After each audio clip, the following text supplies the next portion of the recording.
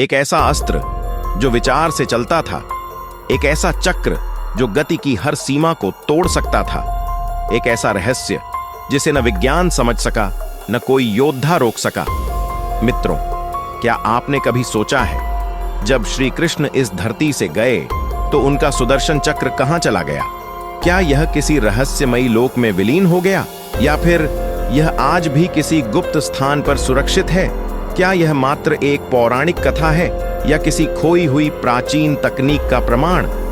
आज मैं आपको इस दिव्य अस्त्र की सबसे रोमांचक और रहस्यमयी कथा सुनाने जा रहा हूं। जय श्री कृष्ण बोलिए और इस रहस्य को जानने के लिए तैयार हो जाइए। सुदर्शन चक्र कोई साधारण अस्त्र नहीं, सुदर्शन चक्र कोई साधारण हथियार नहीं था। यह था 108 तीव्र धारों से युक्त, प्रकाश से भी तेज गति वाला एक दिव्य चक्र। यह धनुष बाण की तरह नहीं छोड़ा जाता था, यह तलवार की तरह नहीं चलाया जाता था। इसे चलाने के लिए केवल श्री कृष्ण का विचार ही पर्याप्त था। क्या यह कोई दिव्य शक्ति थी या फिर कोई ऐसी अद्भुत तकनीक जो आज भी विज्ञान की पकड़ से बाहर है? आज तक ऐसा कोई अस्त्र नहीं बना जो इस चक्र की बराबरी कर सके। जब सुदर्शन चक्र ने पूरे संसार को हिला दिया, आज हम आपको एक ऐसे की कहानी सुनाने जा रहे हैं जब राजसूय यज्ञ में राजा शिशुपाल श्री कृष्ण का बार बार अपमान कर रहा था, लेकिन श्री कृष्ण शांत थे, क्योंकि उन्होंने शिशुपाल की माता से वचन दिया था कि 100 बार उसे क्षमा करेंगे। लेकिन जैसे ही 101 बार शिशुपाल ने अपमान किया, श्री कृष्ण ने उंगली उठाई, आकाश में एक दिव्य प्रकाश प्रकट हुआ और अगले ही क्षण बिना किसी देरी के सुदर्शन चक्र ने शिशुपाल का अंत कर दिया। कोई देख भी नहीं सका कि चक्र कब आया और कब वार कर गया। क्या यह सिर्फ एक हथियार था या फिर कोई हाइपर स्पीड वेपन जो श्री कृष्ण के विचार मात्र से संचालित होता था? बाणासुर का युद्ध, जब सुदर्शन चक्र को रोकने स्वयं महादेव आए। जब बाणासुर पर चक्र चला तो उसे बचाने स्वयं भगवान शिव को आना पड़ा। बाणासुर एक ऐसा दैत्य जिसे भगवान शिव का वरदान प्राप्त था।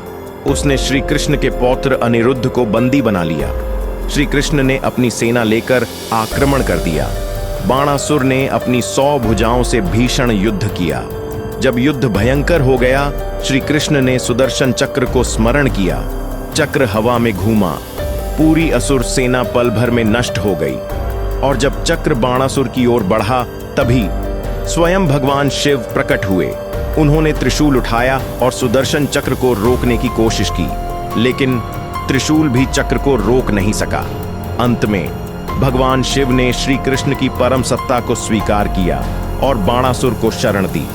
इससे सिद्ध हो गया कि सुदर्शन चक्र कोई साधारण अस्त्र नहीं, बल्कि ब्रह्मांड की एक अद्भुत शक्ति थी। सबसे बड़ा रहस्य, सुदर्शन चक्र कहां गया? जब श्री कृष्ण इस धरती से गए तो सुदर्शन चक्र का क्या हुआ? भागवत पुराण में लिखा है कि चक्र पुनः वैकुंठ लौट गया, लेकिन कुछ विद्वानों का मानना है कि यह आज भी कहीं छिपा हुआ है। क्या यह किसी गुप्त स्थान पर छिपा है? क्या यह किसी अदृश्य शक्ति के रूप में ब्रह्मांड में मौजूद है? क्या यह तभी प्रकट होगा जब धरती पर श्री कृष्ण दोबारा अवतरित होंगे?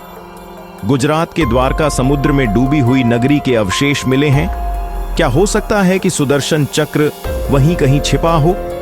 आप क्या सोचते हैं? क्या यह एक खोई हुई तकनीक थी या यह केवल श्री कृष्ण की दिव्य शक्ति का प्रमाण था? दिव्य अस्त्र या खोई हुई वैज्ञानिक तकनीक? यह कोई साधारण अस्त्र नहीं था, यह मात्र एक हथियार नहीं, बल्कि ब्रह्मांड की शक्ति का प्रतीक था।